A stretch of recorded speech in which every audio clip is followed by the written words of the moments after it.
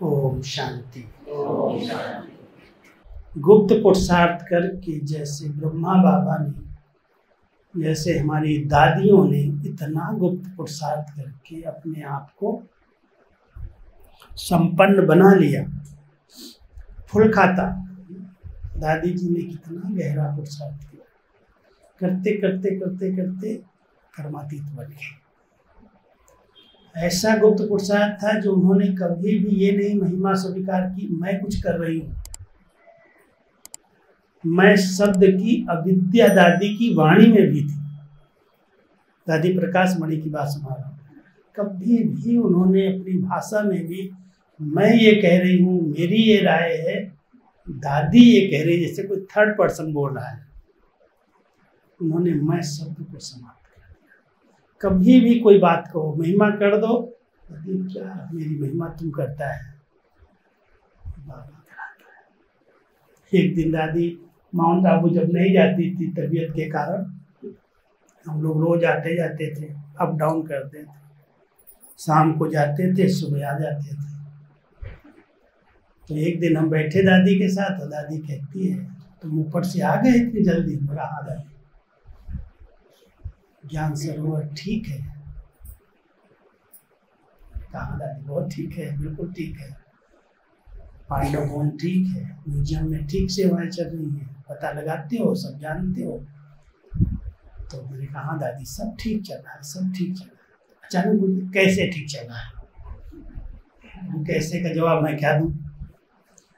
तो मैंने कहा आपकी शुभ भावनाओं से, आपके स्नेह से, आपके इतने अच्छे संकल्पों से सारा यज्ञ बहुत अच्छी तरह से चल रहा है। तो मेरे को ऐसे देखती जैसे कोई मैंने भूल कर ली। क्या बोला? मैंने रिपीट कर दिया। कहती है अरे मुट्ठा, ऐसे सीधा है सिंधी में। मेरे संकल्प से चलता है यज्ञ या बाबा के संकल्प से चलता है? तो बाबा से कुछ करा रहा है, वो बैठा है, उसका यज्ञ है, वो संभाल रहा है, तुम क्या कर रहे हैं? इतना इनोसेंट, इतना लगे जैसे हम कहीं नहीं कुछ। इतनी महिमा भी उन्होंने अपनी स्वीकार नहीं की। आप समझ सकते हो कि इतने बड़े यज्ञ की संरक्षक, यज्ञ की वृद्धि विस्तार, इतना सारा यज्ञ कहाँ से कहाँ बाबा के अव्यक्त होने के बाद पहुंचाया। जितनी दादी प्रकाश मणि ने मेहनत की है ना, शायद कोई दादी ने की, कोई ने की। इतना दिन रात एक कर दिया। आप लोगों को छोटी छोटी कहानियां अगर सुनाओ ना, क्योंकि 71 में मैं मधुबन गया, 72 में मैं समर्पित हुआ, और सब कर्मणा से हुआ है। कोई भी ये भाषणबाजी तो थी नहीं। अगर मधुबन में भी जाते थे तो केवल एक सवेरे मुरली का क्लास और शाम को 1 घंटा योग। दिन में सबको कर्मणा सेवा करनी, सबको कर्मणा सेवा, कार सेवा करो। क्लास नहीं होते थे, सुबह शाम हुए बस सारा दिन सेवा। क्या सेवा करना? मकान बन रहे हैं, पत्थर तोड़ने, गारा उठाना है, सीमेंट उठानी है, जो काम आता है लग जाओ।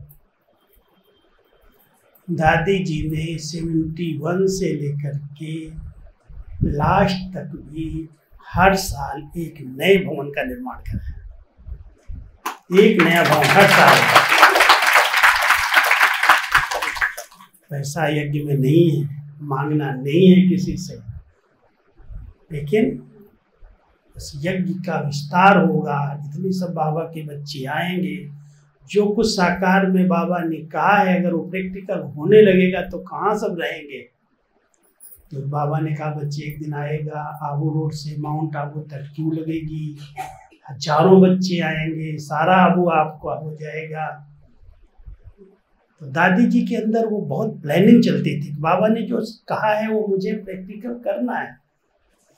सुन लिया हो गया नहीं, ब्रह्मा बाबा के मुख से, शिव बाबा के मुख से निकला जो करके देखना, करके सुनना है। क्योंकि एक दिन में ही बाबा ने सब शक्तियां ट्रांसफर की दादी को, एक दिन में। तो बॉम्बे में रहती थी। 17 तारीख को आई है, 18 तारीख को बाबा की बीमारी है, माना ठंडी बहुत है, खांसी बहुत है, और दादी को ट्रेनिंग दे रहा है, पत्र लिखने की ट्रेनिंग, मकान बनाने की ट्रेनिंग, हाथ पकड़ के पूरा घर दिखा करके ट्रेनिंग दिया, और रात को शरीर छोड़ते समय हाथ में हाथ दे करके शक्ति दे के चला गया। लेकिन उसके बाद जो दादी जी ने किया, दीदी थी, दीदी मनमोहनी तो थी ही पहले से, लेकिन शरीर दो हैं, आत्मा एक है। अगर दीदी ने कह दिया तो दादी कभी नहीं कहेगी दीदी ये कैसे हो, जी दीदी, और दादी ने कोई बात कह दिया, जी दादी। इतना दोनों ने आपस में संस्कार मिलाए, और मिला करके यज्ञ को कैसे विस्तार करना है, कैसे वृद्धि करनी है, कितने लोगों को समर्पित करना है, किस किस को करना है, सब प्लानिंग चलने लगी। फुल प्लानिंग से किया, बिना प्लान के कुछ नहीं किया। बुद्धि में शक्ति थी, दिव्यता थी, पवित्रता थी, उसका बल था, और हर कार्य दादी खुद खड़े होकर करती थी, ऐसे नहीं कराती थी हमसे, खुद आके खड़ी हो जाती थी, खुद करने लगती थी। मान लो आज हमारे सिस्टम में, यज्ञ के सिस्टम में उस समय था, अभी तो सब नहीं है इतना, कि अगर हमने गेहूं आए, चावल आए, कोई भी चीज़ें यज्ञ में आई, तो पहला डायरेक्शन होता था कि केवल समर्पित भाई बहनों को ही ये सब करना है, नौकरों से नहीं कराना है, बोरियां उनसे नहीं उठवानी। पैसा भी नहीं था, मजदूर भी कम थे, लेकिन सब मधुबन वाले ही करेंगे। हम लोग यंग थे, सब लग जाते थे, बोरियां उठाना, चावल उठाना, गेहूं उठाना। तो सिस्टम में था कि जो भी गेहूं आएंगे सब पानी में डाल के धोए जाएंगे, धोने के बाद ही पीसे, सुखा करके पीसे जाएंगे। चावल आया है तो उसको चांदनी रात में, पूर्णमासी के 1-2 दिन आगे पीछे, पूरे चावल को उसमें चांदनी में डालना है, जिससे उसमें छोटे मोटे जो जीवाणु कीटाणु हैं सब भाग जाए। तो अगर शाम को हमने गेहूँ सुखा करके, भिगो करके, अच्छी तरह से धो करके सुखा दिए, और रात में अगर कहीं बादल दिखाई दिए, बरसात न पड़ जाए, तो दादी आके खड़ी हो जाती है, 1 बजे 1:30 बजे, घंटी बजाओ, पहले वाले कहती सब भाइयों को बुलाओ, कोई भी सोएगा नहीं, अभी बादल आ गए हैं, उठाओ अभी। उसी समय सब भर रहे हैं, और दादी खुद तैयारी भर रही। उनकी प्रशासिका, संस्था की हेड, कितनी नम्रता, कितनी निर्माणता, हर काम में कराना नहीं है, करना है, कहना नहीं है, हर चीज करके सिखाए, सब में आगे आकर के सिखाए। तो मैं कहता था क्या पुरुषार्थ करें, क्या पुरुषार्थ करें, इतनी नम्रता, इतनी निर्माणता, इतनी निरहंकारिता, कभी भी कोई चीज स्वीकार नहीं की। और दूसरा जो खाता है दुआओं का, फुल होना चाहिए सबका। मैं आपको दुआओं के खाते की कितनी कहानियां सुनाऊं, कैसे दुआएं मिली हैं, लिया लोगों ने, भगवान की भी लिया, बड़ों की भी लिया, निमित्त की भी लिया, परिवार की भी लिया।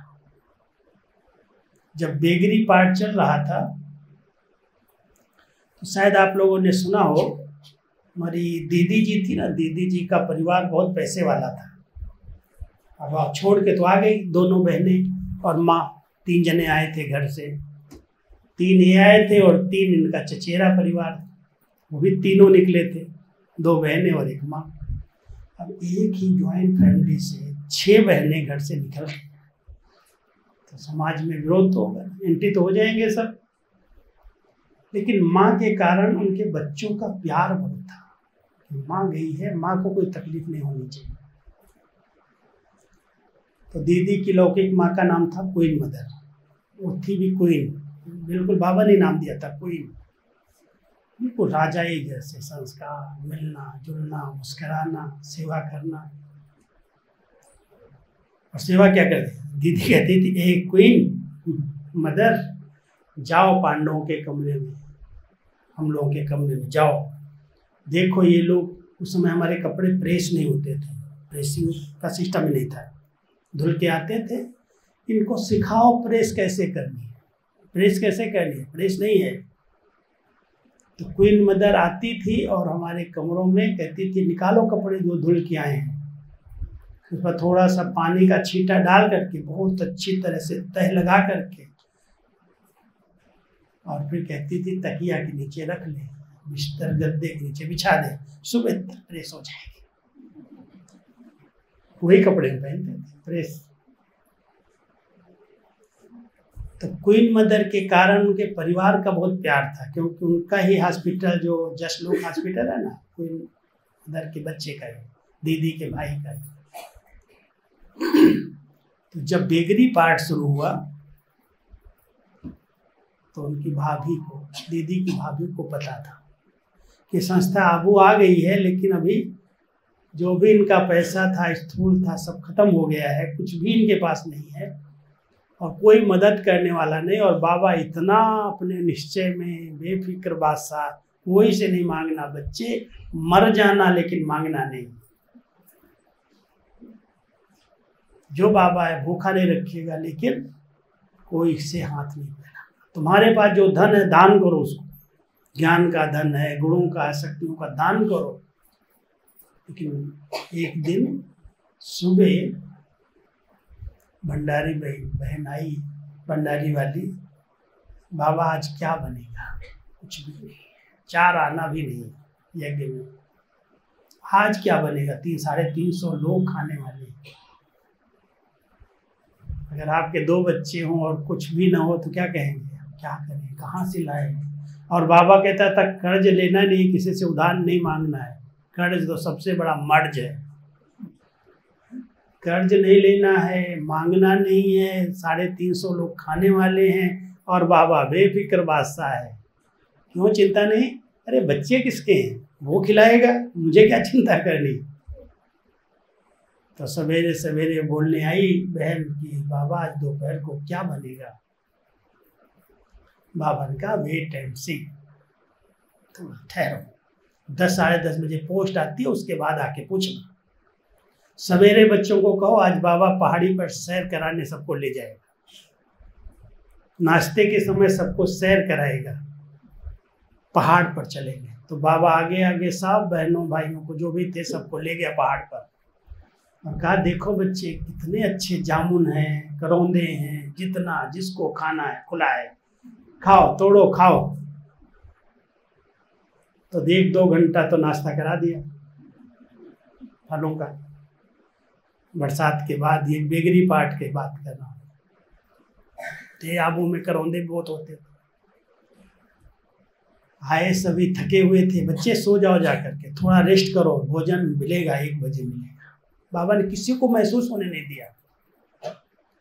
और उस समय लिफाफे में 500 रुपये का नोट आया, 500 रुपये आया। उस समय 500 बहुत था, सब कुछ आ गया, खाना पीना सब्जी आया, खाना बन करके बाबा ने समय पर 1-1:30 बजे दोपहर की बेल बज गई, भोजन मिल गया। किसने भेजा, कैसे आ गया, कोई को पता नहीं। बाबा तो जानता था, टच करता था बच्चों को, ऐसे करना, ये सहयोग करना है। बाबा को पता था और दीदी को भी थोड़ा पता था कि कमला भाभी ने ही भेजा है, कोई को बताया नहीं। बाबा दुआओं को, जो कहता ना दुआएं मिलती है समय पर साथ देने से, उस आत्मा ने उस समय तो गुप्त किया और भी कई बार भेजा गुप्त रीति से सहयोग। लेकिन 72-73 में जब हम मधुबन में थे तो दीदी ने बहुत प्यार से निमंत्रण दिया, कमला भाभी एक बार तो मधुबन में आओ, तुमने बाबा के समय बहुत मदद की है, मधुबन देखने आओ। दीदी दादी दोनों मुख्य थी, इसलिए लौकिक के नित्य नाते से भी सहयोगी थी, उसको बुलाया गया, निमंत्रण दिया गया। तब जब कमला भाभी आ रही है तो सोएगी कहाँ, क्योंकि कोई भी कमरे में कंबाइंड लेट्रिन बाथरूम नहीं है, सब अलग से बने थे। और 10-10, 12-12 लोग एक एक कमरे में रहते थे। एकोमोडेशन ही नहीं था इतना।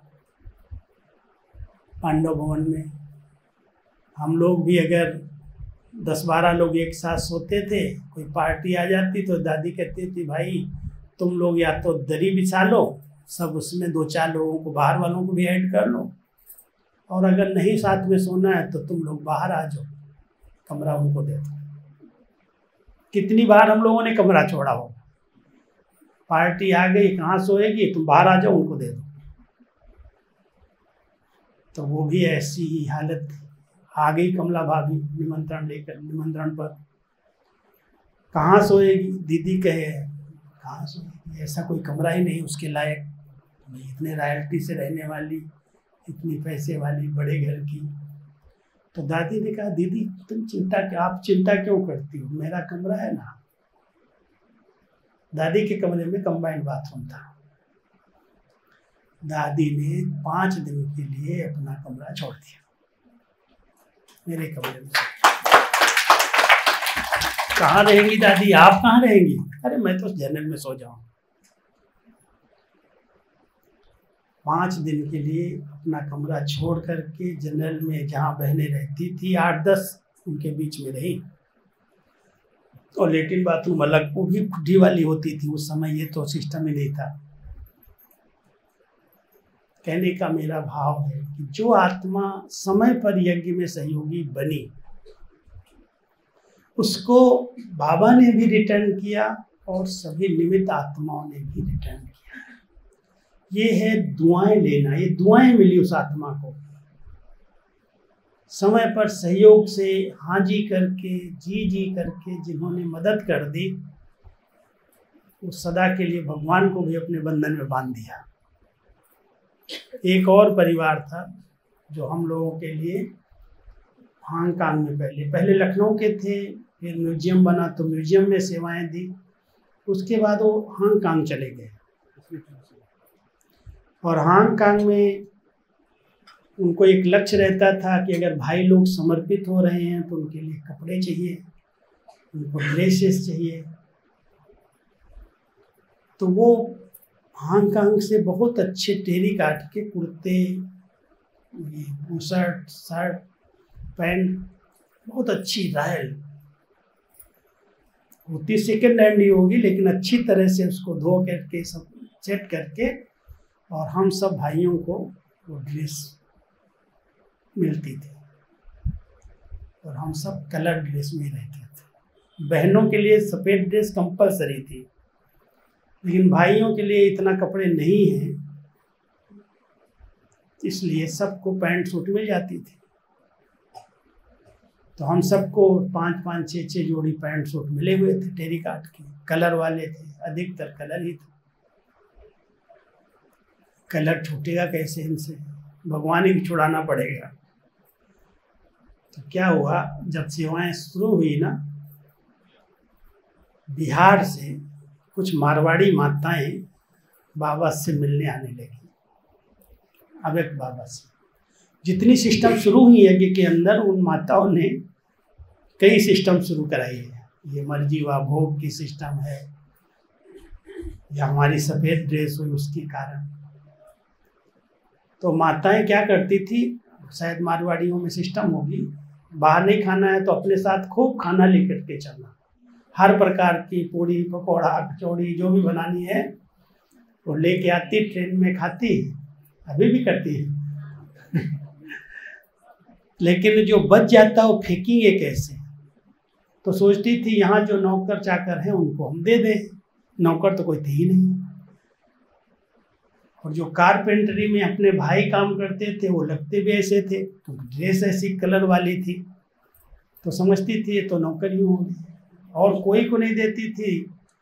बचा हुआ भोजन वहाँ दे आती थी। भाई देखते थे, 1-2 बार लिया, फेंक दिया। फिर एक दिन एक भाई को थोड़ा जोश आ गया, ये लोग हमें क्या समझती हैं, क्यों मुझे अपना बचा हुआ भोजन देती रास्ते का। और सीधा दादी के पास चला गया, दादी ये माताएं आती हैं ना, अपना बचा हुआ भोजन हम लोग देती हैं, आपको बचा हुआ भोजन क्यों, मधुबन में भोजन की कमी है क्या, क्यों देती हैं? मुझे क्या पता है, जब भी आती हैं ले आती हैं। दादी ने माताओं को बुलाया, तुम हमारे समर्पित भाइयों को बचा हुआ भोजन क्यों देती हो? तो कहती मैं समर्पित भाइयों को नहीं देती हूँ, मैं तो नौकरों को देती हूँ। तो दादी कहती नौकर और समर्पित में क्या अंतर है? उनसे पूछा माताओं से, और माताएं तो अंदर जो है बाहर वही सुना दिया। दादी जो समर्पित हैं वो तो सफ़ेद ड्रेस में रहने वाले होते हैं, और जो नौकर है वो सब रंगीन ड्रेस में रहते हैं। दादी को ऐसा लगा, बार बार कही कैसे हो सकता है, क्या किया जाए? तो हमारे लोगों को क्लास कर लिए, बुला लिया, छोटा ही हाल था, हिस्ट्री हाल, बुलाया सबको, सब आओ, और जिसके पास जितनी ड्रेसेस, कलर ड्रेसेस हैं सब ले आओ, सब उठा के लाओ। दीदी कहे दादी आपको क्या हो गया? अगर ये कलर ड्रेस नहीं पहनेंगे और ऐसे काम में लगेंगे जो किचन का काम है, कारपेंटरी का काम है, कोई भी ऐसा काम है, तो कितने कपड़े उनको चाहिए, कितनी मेहनत है, कितना साबुन चाहिए, कैसे धुलाई करेंगे, कितना दादी एकदम, मैं अपने समर्पित बच्चों को नौकर की दृष्टि से कोई देखे सहन नहीं होता मेरे से, इसलिए सारे कपड़े अभी रखो यहाँ कलर, और सबको दादी दीदी उनको रंगीन ड्रेस की बजाय सफ़ेद ड्रेस दो। दीदी कहे दादी आपको क्या हो गया, 4 की जगह पर 6 देना पड़ेगा, और दादी कहे 8 भी देना पड़े तो देंगे, लेकिन इनको हम कलर ड्रेस हाथ से नहीं पहनने देंगे। हम लोग ये कपड़ा सारे कलर ड्रेस उस दिन समर्पित हो गए, कहाँ गए वो पता ही नहीं चला, विदेश गए, देश गए, कोई को भी कलर ड्रेस नहीं, सबको एक ही जैसी पहननी, कुर्ता पजामा, और उस समय लट्ठा आता था मोटा सा, पापलीन भी नहीं थी। दादी गई 77 में विदेश से आई, तो विदेश में तो बहुत खातिरी हुई होगी, बहुत सम्मान मिला होगा। दादी आई, आके कहती दीदी पांडवों को, बहनों को, सबको मेरी तरफ से टेरी काट की ड्रेस सौगात देनी चाहिए, विदेश से आए हैं, कुछ तो दें। दीदी कहती क्या, सफ़ेद ड्रेस और वो भी टेरी काट के देंगे? दादी कहती हाँ मेरी दिल है, अरे देहाभिमान आएगा, टेरी काट की ड्रेस पहनेंगे तो कैसे काम करेंगे? दादी कहे दीदी एक बात मिलना चाहिए ना, एक ड्रेस तो दे दो। अच्छा तुम्हारी दिल है तो दे दो, लेकिन कुर्ता टेरी काट कर दे दो, पजामा सूटी दे दो।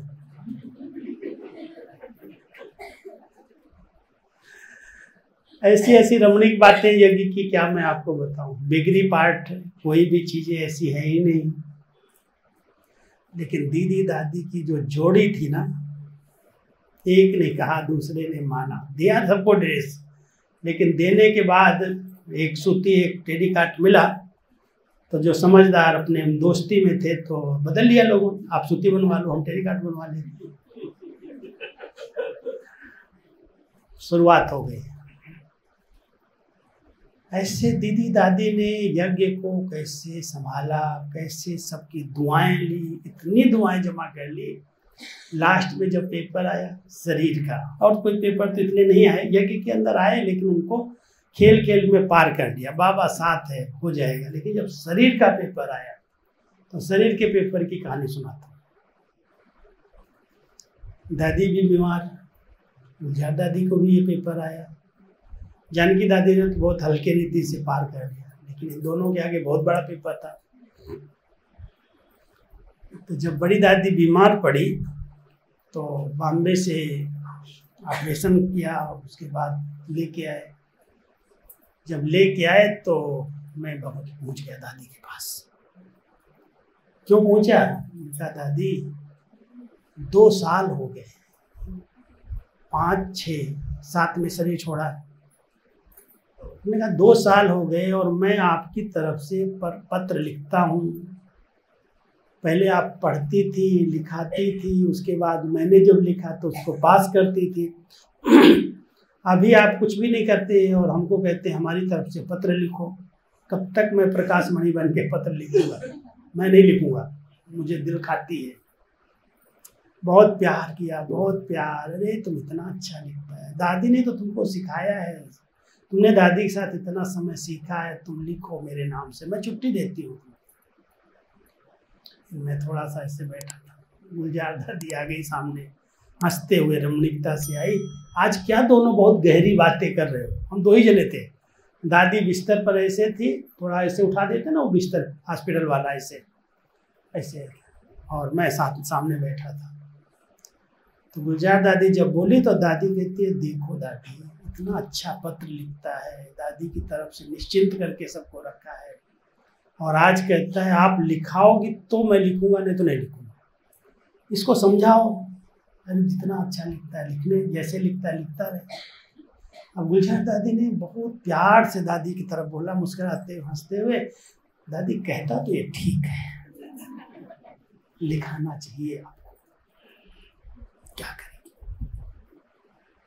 दादी, गुलजार दादी का एक शब्द भी कट नहीं कर सकती, क्योंकि उनको बहुत भावना थी कि गुलजार दादी का बोलना माना बाबा का बोलना, इनके अंदर बाबा है। अब गुलजार दादी ने बोल दिया, दादी लिखाना चाहिए। अब मेरी तरफ देखा और ऐसे जैसे कोई जबरदस्ती होता, लिख लिख, लाया डायरी पेन? मैंने कहा लाया हूँ। पहली लाइन लिखाती है, लिखो दादी 100% ओके है। मैंने कहा मैं नहीं लिखूंगा, लोग कहेंगे और झूठा लिख दिया। आप कैसे ओके? कहती अच्छा मेरे को क्या हुआ, अब मेरे से बहस, मेरे को हुआ क्या ये बता। मैं क्या बताऊं? मेरे दादी आपको कुछ नहीं हुआ है, क्या हुआ बताओ। मैं कैसे बोलूँ आप बीमार हैं? मेरे दादी ये लिखूंगा ना तो लोगों के संकल्प चलेंगे, क्योंकि आपको ऑक्सीजन भी है, आप अभी उठ के क्लास नहीं करा सकती हैं, जा नहीं सकती हैं, और मैं लिख दूंगा दादी 100% ओके है, तो कोई मानेगा ही इस बात को। तो कहती है अच्छा ये बताओ मुझे हुआ क्या है। अब मैं क्या बताऊं? अरे मैं 100% ओके हूँ। इतना बाबा की दुआएं, परिवार की दुआएं, सबकी दुआएं हैं। मुझे कोई दर्द है क्या, मुझे कोई तकलीफ है क्या? मैं तो बाबा की याद में मगन हूँ। और ये तो कोई 19-20 चलता है, शरीर है, तो बीमारी आती है जाती है। और कुछ यज्ञ के, डॉक्टर का कुछ यज्ञ के साथ हिसाब किताब है, मेरा कुछ नहीं है। इतना नॉर्मल किया कि दुआओं के बल से वो आत्मा बिल्कुल निश्चिंत, जरा भी उसको भोगना की शरीर की बीमारी की महसूसता नहीं। आज थोड़ी बीमारी होती सब हाय हाय हाय हाय करने लगती है, ये डॉक्टर, इसके पास जाना, उसके पास जाना। मस्त बाबा बैठा है, बाबा की दुआएं। दुआओं का बल बहुत बड़ी परीक्षाओं को पार कराता है। दुआएं लो, दुआएं, सबकी दुआएं ले लो, दुआएं माँ बाप की, उतरेगी गठरी पाप की। योग लगाने से नहीं उतरेगी, वो तो लगे तब तो उतरे। जिसने दुआएं ली हैं, समय पर साथ दिया है, ये सहयोगी बने हैं, उनको बहुत दुआएं मिल जाती। तो जब कहानी सुना रहा था ना, जिसने कपड़े भेजे थे हांगकांग से, ये 74 की बात है। वो परिवार सारा ही, उसके बच्चे, उसकी बहुएं, बहुत बड़ा परिवार है विदेश में। कोई अमेरिका में है, कोई लंदन में है, कोई अफ्रीका में है, खुद हांगकांग में। तो माँ बाप अपने सारे परिवार को लेकर के, शायद पिताजी ने शरीर छोड़ दिया था, माँ सब बच्चों को लेके आए, बहुओं को लेके आए। बहुत बड़ा परिवार आया, करीब 25-30 का परिवार विदेश से आया। और उस समय दीदी नहीं थी, दादी जी थी, और गुलजार दादी मधुबन में थी। तो गुलजार दादी को दादी कहती है, सब इतने अच्छे, सब बाबा के बच्चे आए हैं, आप बाबा को भोग लगाओ, बाबा को इनके लिए संदेश ले आओ। तो दादी मुरली के बाद, गुरुवार का ही दिन था, मुरली के बाद खुद भोग लगाने बैठी। हम लोग तो उठ जाते हैं मोस्टली, अपने अपने काम में लग जाते हैं, सेवाएं होती हैं। तो मुरली पूरी हुई और दादी ट्रांस में गई भोग लगाने, बाबा खुद आ गए। अब जब बाबा आ गए बिना बुलाए, बिना निमंत्रण, तो सारे घर में तुरंत चर्चा होगी, बाबा आ गए, बाबा आ गए। सब भाग भाग करके पहुंच गए हाल में, छोटे हाल में। बाबा क्यों आ गए? बाबा को तो बुलाया नहीं था, प्रोग्राम तो था ही नहीं कुछ। जब बाबा आए तो कहते, बच्चे जो भी बना है भंडारे में ले आओ, आज इन बच्चों के साथ पिकनिक करनी है। पिकनिक करनी है। क्यों पिकनिक करनी है? बाबा ने कहा, ये वही बच्चे हैं जिन्होंने यज्ञ को बेगरी टाइम के समय बहुत संभाला है, बहुत सहयोग दिया है। आप लोगों को पता नहीं है, ये गुप्त दानी बच्चे हैं और बाबा किसी का बोझ नहीं रख सकता है। किसी का किया हुआ उसका रिटर्न न दे, ऐसा नहीं हो सकता। तो बाबा इनको रिटर्न देने के लिए आया। कितने साल पहले की बात है, 51 की बात है, 52 की, और 74 हुआ है। बाबा अव्यक्त हो गए हैं। अव्यक्त होने के बाद रिटर्न देना है। बहुत प्यार से उनको खिलाया, उनको दिखाया, एक एक का संबंध पूछा, कहाँ रहते हो, क्या करते हो, जैसे कोई लौकिक बाप बैठ जाता है। और वो परिवार आज जितने भी देश के सेंटर्स हैं, सब जगह भले ज्ञानी पक्की धारणा वाले नहीं हैं, लेकिन हर प्रकार से सहयोगी, हर प्रकार से। मैं एक बार अफ्रीका गया। दादी ने कहा, तुम अफ्रीका जाओ, वहाँ बहुत गरीब लोग हैं, वहाँ सेवा करके 15 दिन के लिए मुझे अफ्रीका भेज दिया। और लोगों ने मुझे कह दिया, एक कालों का देश है, पैसा जेब में रखना, पैसा अगर जेब में नहीं होगा तो खत्म ही कर देते हो। हर एक पैसा साथ में रखता है। अगर मान लो आपको रोक दिया तो आप उसको लिफाफा पकड़ा दो, आपको छोड़ देगा, और लिफाफा नहीं है गला काट देगा। कालों का देश। मैं गया तो वहां पर जब पहुंचा तो एरोड्रम भी ऐसा था, गरीबों का जैसे होता है ना, नेपाल वालों का है, उनसे उससे भी गया गुजरा था। लाइट नहीं, पट्टा ही नहीं जिस पर सामान आए। बाहर प्लेन से उतारा, सामान रख दिया, ले जाओ अपना अपना उठा के। इतनी बड़ी बड़ी अटैची लाओ उठा के। मैं बाहर लाया, कहा भाई लाइट नहीं है। तो बाहर हमको रिसीव करने वाले खड़े थे, ले गए, सब कहानियाँ सुनाते रहे। जब सेंटर पर गया, बोले यहाँ 24 घंटा लाइट नहीं रहती। बिल्कुल बिल्कुल गरीबों का देश।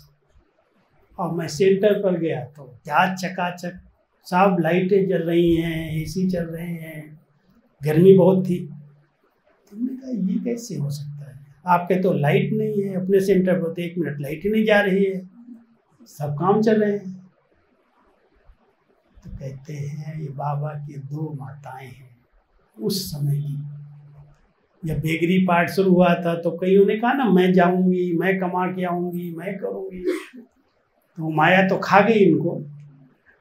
शादी किया, बच्चे किए, परिवार बसाए, लेकिन जहाँ गए उनमें बाबा के प्रति बहुत रग थी, बहुत प्यार था। इसलिए सेंटर्स बड़े बड़े बना दिए। जब बहनें सेंटर्स खोलने लगी तो दीदी आओ, आपको मकान बना के देते हैं, दीदी आओ हम ये साधन देते हैं। तो 2 माताओं ने 2 बड़े बड़े जनरेटर रखे हैं, और उसमें जितना डीजल आता है, कहती 12 घंटा मेरा, 12 घंटा मेरा, 24 घंटे लाइट जलती। ब्रह्मा कुमारी आश्रम, और इतना आलीशान महल जैसा सेंटर, सब सुविधाएं। जब वो सिंधी लोग अपने अपने वहाँ ले जाते थे मुझे, मेरी फैक्ट्री में चलो, बाबा की फैक्ट्री में चलो। कौन सी बाबा की फैक्ट्री आप लोगों ने खोली है? प्लास्टिक की बड़ी बड़ी फैक्ट्रियाँ, स्टील की फैक्ट्रियाँ, सब सिंधी भाई बहने संभालते हैं, और 12-12 घंटे वो काले लोग काम करते हैं। हमारे सेंटर पर भी 8-10 काले लोगों का घर, सब बाबा के बच्चे बन गए। उनको अलग कमरा दे दिया, अलग किचन दे दिया, झाड़ू पोछा वो कर रहे हैं, गाड़ी वो चला रहे हैं, पहरा वो दे रहे हैं, सारा घर वो संभाल रहे हैं, बहने आराम से ज्ञान से अवधि कर रही। मेरे को कहा क्या विचित्र भगवान की लीला है, ये प्रभु लीला है। उस समय तो समझ में नहीं आता है क्यों चले गए, बाबा को छोड़ के चले गए, लेकिन हर बात में कल्याण। बाबा ने कभी नहीं कहा, सिखाया, समझाया, बच्चे तुम्हारे पास जो धन है, जो तुम्हारे पास है, वो कोई के पास नहीं है, कहीं भी जाने की जरूरत नहीं। लेकिन फिर भी जो सोचते थे मैं बाहर जाऊं, कुछ कमा के आऊं, कुछ करके आऊं, ऐसे कैसे रहेंगे। गए तो माया तो खाया, लेकिन सहयोगी बने।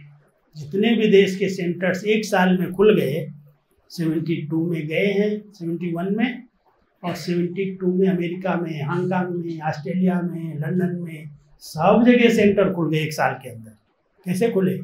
जब उनको पता चला कि बाबा ने अपने बच्चों को भेज दिया, आप हमारे पास आओ, आप हमारे पास आओ, हमारे पास आओ, हम प्रबंध करेंगे। उस सब ने सब सेंटर जमाने में बहुत बड़ा योगदान दिया। सब जगह सेंटर। अंग्रेज लोग थोड़ी इतना करते, वो तो बेचारे 5 दिन कमाते हैं, 2 दिन में खा के उड़ा देते हैं। भारत वालों के अंदर वो जमा करने की भावना रहती है। तो सब भारतवासी बहुत जगह पर, भारतवासी सारे सेंटर संभालते हैं। विदेश वाले थोड़े बहुत हैं स्टूडेंट, जो हमारे कन्वर्टेड बाबा के बच्चे हैं वो हैं, लेकिन अधिकतर भारतवासी। सब जगह बाबा ने मुझे भेजा। कहीं भी ऐसा स्थान नहीं है जहाँ मैं न गया हूँ। लगभग America, London, Mauritius, Singapore, Malaysia, Australia, New Zealand, Fiji, Russia, Africa, बहुत सारे स्थानों पर बाबा ने भेजा। जाने का सौभाग्य मिला। इंग्लिश नहीं आती, बाबा भेजता है। लेकिन करण करावनहार बाबा है। ये सब बाबा कहता है एक पुरुषार्थ करके प्रारब्ध अच्छी बना लो, दुआएं जमा करके अंतिम पेपर में पास होने के लिए शक्तिशाली बन जाओ, और तीसरा गुप्त पुण्य जमा करो। जो पुण्य की पूंजी साथ जाती है, दुआएं साथ देती हैं, लेकिन जो पुण्य है साथ जाता है। कितने बड़ा पुण्य करके आया देखो। आते इसको ग्यास राजाई ठाठ में जन्म लेते ही सब प्रकार के सुख मिल गए, पुण्य करके आया। और पुण्य किसको कहते हैं? गुप्त दान महापुण्य, तुरंत दान महापुण्य। ब्रह्मा बाबा ने केवल यही 2 मंत्र पक्के किए और नर श्री नारायण बन गए। जो कुछ किया वो गुप्त किया, कभी किसी के आगे वर्णन नहीं किया कि मेरी इतनी संपत्ति थी, मेरी इतनी बड़ी दुकान थी, मेरा सारा हीरे जवाहरात सोने का जो भी बिजनेस था मैंने समर्पित कर दिया। कहानियां बहनें सुनाती, बाबा ने कुछ नहीं कहा। बाबा ने वर्णन नहीं किया है, लेकिन गुप्त ध्यान करके, ओम मंडली बना करके, सब कुछ बहनों के आगे समर्पित करके, लौकिक को 1 रुपया ले दिया, सब कुछ यज्ञ में समर्पित किया और यज्ञ बना, स्थापना हुई। उससे इतने दिन 14 साल तक सब रहे। और जो संकल्प आया उसको ये नहीं कहा कर लेंगे, हो जाएगा। बाबा कहता डिले इज डेंजर। एक तरफ कहता वेट एंड सी, दूसरे तरफ कहता डिले इज डेंजर। जो शुभ संकल्प आए कभी भी ये नहीं कहो हो जाएगा, कर लेंगे, 2 दिन 4 दिन के बाद कर लेंगे। उसके बीच में माया घुस जाएगी, कहीं न कहीं अलबेला बना देगी, कोई ना कोई साथी मिल जाएगा। क्यों कर रहे हो, किस लिए कर रहे हो? इसलिए जो अच्छे संकल्प आते हैं ना, बहुत पवित्र संकल्प, सफल करने के, सेवा करने के, कोई से पूछने की जरूरत नहीं, तुरंत दान महापुण्य। तो सब एक पुण्य की पूंजी जमा करना, वो साथ जाएगी। गुप्त करो, कोई के आगे बताने की जरूरत नहीं। कहीं जाते हैं ना मधुबन में, तुमने कितना किया, तुमने कितना किया, अरे भाई कितना किया, जितना करना है कर लो, कौन मांग रहा है तुमसे? कोई 5 देगा, कोई 10 भी देगा, कोई लाख भी देगा। इतना बड़ा यज्ञ ऐसे थोड़ी चलता है। बताने में तो आता है 1-1 रुपए से यज्ञ चल रहा है, लेकिन सबके सहयोग से बाबा इतना बड़ा कार्य करा रहा है। जिसके पास जो है उसको पूछना क्या, सफल करो। नहीं तो क्या बाबा कहता है, किनकी दबी रहेगी धूल में, किनकी राजा खाए, किनकी चोर लूट जाए और किसकी जलाए आग, लेकिन सफल होगी उसकी खर्चे नाम धनी के, शिव बाबा के नाम पर। इसलिए आज बाबा ने कहा जो कुछ है, कोई भी विशेषता है, वो अर्पण कर दो, विश्व कल्याण की सेवा में अर्पण करो। जो विशेषता बाबा ने दी है, जो शक्ति दी है, तन मन धन की, समय समाज संकल्प की, सब विशेषताएं, सब शक्तियां बाबा के विश्व कल्याण के कार्य में इस समय अर्पित करने वालों को बाबा रिटर्न करने के लिए बंध जाएगा। ठीक है, तो भगवान को बांधा है सभी ने, माताएं भगवान को बांध लिया अपने बंधन में। गोपियां तो देखो तो कंप्लेन करती थी तो उसकी माँ बांध देती थी, श्री कृष्ण को दिखाते हैं ना, बांध देती थी लेकिन वो बंधता ही नहीं था, बड़ा चतुर था। कई बार गोपियां भी सोचती थी इसको बांध दें, तो थोड़ी देर के बाद आती वो तो है ही नहीं, उसकी जगह उसका पति बंधा हुआ है। नाटक बनाया है, ये सब नाटक हैं तो। लेकिन संगम पर बाबा को हम सब ने अपने स्नेह के बंधन में हर प्रकार से बाबा के सहयोगी बन करके उनको हमने बांधा है, उनके कार्य में हम सहयोगी हैं। आप लोगों ने हमारी क्लासेज में पर्सनल अनुभव सुने होंगे, लेकिन शार्ट में अगर सुनाएंगे तो ये है, मैं बहुत छोटा था, 4 साल का। मेरे पिताजी पंचायत सेक्रेटरी थे, उनके पिताजी, और उनको ज्ञान मिला एक नहर कैनाल के ओवरसियर से। नहरें चलती ना यूपी में, तो हमारे गांव में 2 नहरें जाती हैं, तो उन 2 नहरों का एक बहुत अच्छी कोठी बनी थी, और वो ओवरसियर साहब कहीं से ज्ञान लेकर के उस कोठी पर आए थे। तो पिताजी सेक्रेटरी थे, इसलिए उनका कनेक्शन उनसे हुआ और उनको ज्ञान दिया, तो पक्के हो गए ज्ञान में। ये 59 की बात है, 58-59 की।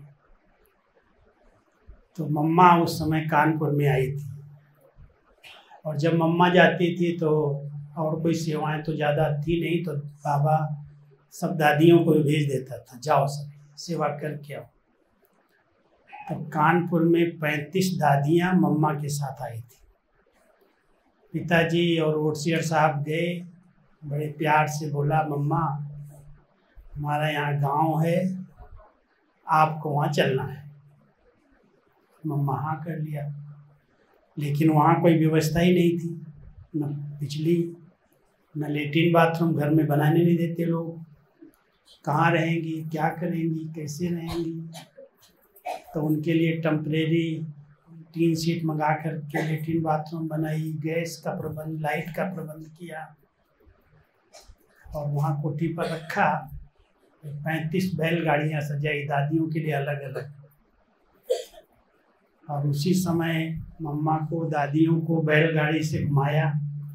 मैं तो बहुत छोटा था, गोद का बच्चा था, ट्रॉली तो खाई होगी मम्मा के हाथ की, लेकिन मुझे इतना याद नहीं है। बहन जी बताती है, भैया सब बताते हैं, परिवार वाले। तो मम्मा ने उसी समय, जागते समय, मेरे घर पर गीता पाठशाला खोली, पिताजी को दिया। घर में गीता पाठशाला चलती थी, लेकिन मैं परिवार में इकलौता बेटा था। 3 हमारे पिताजी भाई हैं, उनके तीनों के कोई संतान नहीं थी। पिताजी के बड़े भाई पहले से सन्यासी थे, पूजा पाठ करते थे, और चाचा जी जब ज्ञान मिला तो कुमार ही थे, इसलिए उन्होंने शादी नहीं की। हम बच्चे थे 2, तो बहन तो पहले 7-8 साल की थी, तभी वो ट्रांसफ़र हुए ओवरसियर साहब, उनको साथ ले गए कि हम पढ़ाएंगे, हम सेंटर पर रखेंगे। और मैं पढ़ रहा था तो पिताजी के जो बड़े भाई थे उनको पता चला कि ये ब्रह्मा कुमार न बन जाए, नहीं तो कुल दीपक कौन बनेगा और घर संभालेगा, क्योंकि सबकी दुकानें थी, घर था, खेती थी, बहुत सारा विस्तार था। तो नेचुरल है, जब एक बच्चा होता है तो उसके लिए बहुत सारी बातें आती हैं। तो मुझे 15 साल की उम्र तक तो कहीं जाने नहीं दिया, चाहे बाबा आए चाहे कोई भी आया, कानपुर में आए, इधर हुए, सब हर मास हर साल पूरा परिवार ज्ञान मधुबन आता था, मैं एक बार भी नहीं आया। और बाबा के पत्र जरूर आते थे, हर मास हर 15 दिन में एक पत्र, राजेंद्र प्रसाद बच्चे को भी याद देना, खास अंडरलाइन होता था, बाबा की नज़र तो थी। तो मैं 15 साल का था, तो 9th में पढ़ रहा था, स्कूल की छुट्टी थी 1 महीने की। मुझे बहन ने कहा, बड़ी बहन हमारी मधुबन में उस समय आ गई थी, कहती अरे स्कूल की छुट्टी है, तुम कहीं नहीं जाता, 1 महीने के लिए आ जाओ। तो मैं 1 महीने के लिए मधुबन गया था, और 1 महीना रहा। तो 1 महीने में सबकी नज़रों में आया। दीदी ने परख भी लिया, रहने के लिए ऑफर आई कि यहाँ रह सकता है तो रुको। लेकिन दादी को बोला आप इंटरव्यू लो। अब इंटरव्यू जब लिया तो फेल कर दिया कि अभी उम्र छोटी है, अभी तुम बहुत कम पढ़ा है, कम से कम 12वीं तक पढ़ लो, 18 साल का होना, उसके बाद सोचना। और इकलौता बेटा है, उसको कैसे भी छुट्टी नहीं मिलेगी, परिवार से नहीं मिलेगी। और मेरे मुख से क्या निकला कि दादी हमारे पिताजी कहते हैं विनाश होने वाला है। विनाश होने वाला तो पढ़ के मैं क्या करूँगा, 2-4 साल तो है, सेवा कर लूँ। तो दादी हंसने लगी, कहती है विनाश तो जब होगा, लेकिन अभी नियम अनुसार तुमको पढ़ना है। बाबा से पूछ लो। बाबा के पास गए, बाबा अकेले अकेले मिलते थे, एक से पर्सनल। तो बाबा ने बहुत प्यार से दृष्टि दी और कहा बच्चे संकल्प पूरा होगा, लेकिन जैसे दादी कह रही है ऐसे 1 साल के लिए भले जाओ, 1 साल के लिए जाओ, चिट्ठी लेके आ जाना। बाबा ने गाइड कर दिया। तो मैं बस गया और 1 साल पढ़ा। उस समय ये बांग्लादेश वाली लड़ाई चल गई और लड़ाई बड़ी खतरनाक थी, जिनको याद होगा। शाम को 6 बजता था, सारा शहर ब्लैकआउट, और इतना डर, इतना भय, कोई लाइट नहीं जला सकता, कोई बाहर नहीं निकल सकता। तो मैंने कहा विनाश शुरू हो गया। और हमको दादी कहती पढ़ो, मैं नहीं पढ़ने वाला। बस गया, पिताजी को बोला, पिताजी ने बड़े प्यार से चिट्ठी लिखी। उनकी तो दिल थी कि जाए और सब सेवा में लग जाए, सफल हो जाए। तो जब मैं आया मधुबन में, 7 अप्रैल का दिन मुझे भूलता नहीं है, 7 अप्रैल 72, पेपर देके सीधा पहुंच गया। तो एक तो मैं, कोयले वाली ट्रेन चलती थी तो काला काला हो गया सारा शरीर, कपड़े। जनरल में बैठना होता था, पैसा तो था ही नहीं किसी के पास, और ये सब साधन नहीं थे उस समय, ऐसी पैसे थे। तो जब मैं गेट पर पहुंचा और दादी चक्कर लगा रही थी, मेरे को देखा नीचे से ऊपर तक, तुम कहाँ से आ गया? चिट्ठी लाया? चिट्ठी लाया, दिखाओ। मुझे याद है वो गेट पर ही खड़े खड़े पढ़ने लगी। चिट्ठी पढ़ने के बाद मेरी तरफ देखती है, कहती तेरे बाप को इतना निश्चय है। उन्होंने क्या लिखा था पत्र में, इस धरा पर स्वयं भगवान नई सृष्टि बनाने के लिए आए हैं, और उसमें हमारे परिवार के किसी सदस्य को अगर सहयोगी बनने का, सेवा करने का चांस मिल जाए, इससे बड़ा भाग्य और क्या होगा।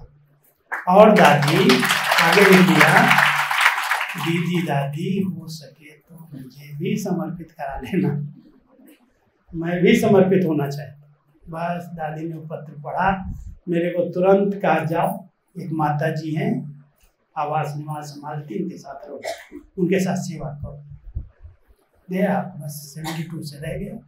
उसके बाद पेपर आए परिवार के, बहुत कुछ आए। माँ को शरीर छोड़ना पड़ा क्योंकि तंत्र मंत्र की प्रयोग हुई, बहुत कुछ किया गया तो वापस आ जाए।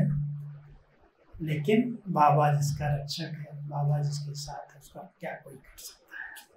लेकिन जब माँ ने शरीर छोड़ा तो चाचा जी और पिताजी दोनों समर्पित हो गए, वो भी आगे मधुबन। और वो दादाजी जो करने वाले थे वो चले गए ऊपर। उसके बाद कुल दीपक कौन बना? बाबा खुद बन गया। घर नहीं बेचा, पाठशाला चल रही थी, अभी भोग लगता है, क्लास होता है, गांव वाले सब संभालते हैं उसको। और खेती में, खेती भी नहीं बेचो, तीनों की खेती मेरे नाम पर है। तीनों खेती से जितना निकलता है वो सब यज्ञ में आ जाता है। खेती तो देने वाली है, बाकी दुकान बेच दिया, गाय बैल भैंस जो भी थे सब बेच दिए, घर को ऐसे बना दिया जैसे आश्रम है। अभी तक भी अगर 20-25 लोग जाएं तो आराम से रह सकते हैं। अभी तो सब व्यवस्थाएं हो गई हैं। लाइट नहीं है अभी भी, लाइट कभी कभी जलाते हैं, गवर्नमेंट ने दिया है, गांव वाले नहीं लेते। मैं जब जाता हूं तो मैं कहता हूं भाई जब तक पंखा नहीं चलेगा मैं नहीं आऊँगा, तो ले लेते हैं थोड़ा समय ऊपर टाँका डाल देंगे या सोलार लगा लेते हैं। कभी कभी जाता हूँ, नहीं तो जो भी पैदा होता है, जो भी घर से खेती से आता है वो दे के जाते हैं गाँव वाले। तो ऐसे करके मैं रह गया मधुबन में और ये सब सीखा, टाइप सीखी, सिंधी सीखी, दादियों के अंग संग रहे और बाबा ने सबको सिखा दिया। तो पिताजी चाचा जी मधुबन में थे। पिताजी ने 2000 में 99 में शरीर छोड़ा था मधुबन में ही, और चाचा जी जब गुलजार दादी ने शरीर छोड़ा तो 11 तारीख को मैं समझता हूँ गुलजार दादी ने शरीर छोड़ा था, 11 मार्च को 2021, और हमारे चाचा जी वहीं थे, उन्होंने 20 मार्च को शरीर छोड़ा, एक हफ्ते के बाद। वो भी 94-95 के थे उस समय। तो ऐसे सबने विदाई लिया। अब हमारी बड़ी बहन इधर यूपी में कासगंज, बदायूं, एटा, इधर सब जोन है उनको संभालती है, और मैं बचपन में से भाई बहन 2 ही हैं जो लौकिक में सब लगे हुए हैं सेवा में। अलौकिक परिवार बहुत बड़ा है, जहाँ जाओ वहाँ अपने घर है। मिट्टी का घर छोड़ा, हजारों घर पक्के मिल गए। एक छोटे परिवार को छोड़ करके इतने बड़े परिवार में आ गए, और क्या चाहिए, यही अनुभव है। हम विदेश जब गए ना, हमने मांगा नहीं, हमने दादी को बोला, दादी आप हमको विदेश में भेज रही हैं, ऐसी जगह क्यों भेज रही जहाँ हिंदी नहीं है, इंग्लिश वालों में। पहले ऑस्ट्रेलिया भेज दिया, मैंने कहा ऐसी जगह भेजो जहाँ हिंदी वाले हों, नैरोबी में हिंदी वाले हैं, लंदन में हिंदी, आप ऑस्ट्रेलिया मुझे भेज रही हैं। तो बड़ी दादी ने जानकी दादी के हाथ में माइक दे दिया, दादी से बात करो। तो जानकी दादी को जब मैं बोला तो दादी कहती है, इंग्लिश तो मुझे भी नहीं आती, मुझे भी कहीं नहीं जाना है, तुमको जो कहा जाता है दादी कह रही है ना, तुम प्रोग्राम बनाओ, तुमको सब प्रबंध मिल जाएंगे। अभी इंग्लिश ट्रांसलेशन करने वाले हिंदी वो मिले सब जगह, भोजन भी इंडियन मिला, लेकिन 2 जगह फंस गया। एक जगह एक भी ट्रांसलेशन वाला नहीं, और सारे अंग्रेज। एक रिट्रीट सेंटर में 25-30 अंग्रेज, और मैं थोड़ी बहुत टूटी फूटी इंग्लिश बोल लेता था, लेकिन उन्होंने धुन लगा दी कि राजू भाई मुरली वाला, राजू भाई मुरली वाला, मुरली सुनानी है तुमको इंग्लिश में। अब मेरे पसीना निकल गया। मैंने बाबा को बोला, बाबा तेरे बच्चे हैं, मुझे जैसी टूटी फूटी आती है सुना दूंगा। ले गया, इंग्लिश मुरली लिया, हिंदी मुरली लिया, थोड़ी स्टडी किया, सुना दिया। और सुनाने के बाद उन्होंने ऐसा ईमेल बनाया, कहने लगे कि इतनी अच्छी मुरली आज तक किसी ने नहीं सुनाई, और ये कहते हैं कि मुझे इंग्लिश नहीं आती। इसलिए वो ईमेल सब जगह भेज दिया पहले से ही, जहाँ मैं जाऊँ, आपको तो इंग्लिश आती है, इंग्लिश मुरली सुनाओ, इंग्लिश मुरली सुनाओ। बाबा मुझे इंग्लिश सिखा के छोड़ेगा। ये बहुत बड़े पेपर आते थे अचानक, लेकिन पास करा बाबा, फेल नहीं होने दिया। एक जगह गए, कोई इंडियन भोजन नहीं, इतने बड़े बड़े मोटे मोटे ब्रेड, और वो लोग घास खाते हो क्या बोलते हैं उसको, सलाद बनाते हैं, इतने मोटी मोटी पालक, पता नहीं कौन सी चीज वो रखी हुई है, और जाम रखा हुआ है। क्या खाएंगे हम लोगों को, तो ऐसे लगा। तो हमारे साथ एक भाई था इंडियन, तो हमने कहा ऐसा करते हैं, उनका किचन देखते हैं कहाँ है, ये तो खाया नहीं जाएगा भाई, इतनी मोटी मोटी ब्रेड है ये सब। तो मैं जब अंदर गया किचन में, तो कोई ऐसे बर्तन नहीं थे जिसमें कुछ बनाया जाए, लेकिन वो चाय की बड़ी केतली थी। हमने केतली उठाई, एक कोने में आलू रखे थे, आलू उठाए, मैं इसको बॉयल करते हैं।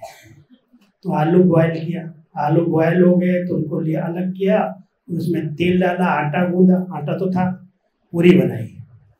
और आलू पूरी जब बन गई तो हर एक एक अंग्रेज लाइन में, please one more, one more, one more. हमने कहा भाई मैं अपने लिए बनाई थी लोग। हमने कहा तुम अपना बांध लो, खाएंगे नहीं इनके सामने, बांध लो अपना, और हम चलते हैं बाहर। क्योंकि उनको बेचारों को इंडियन भोजन कहाँ मिलता है। तो ऐसे करके बाबा ने बड़े अच्छे अच्छे अनुभव कराए, सुनाएंगे तो आप बैठे रहेंगे शाम तक, इसलिए अभी आगे के ठीक है। ओके, ओम शांति।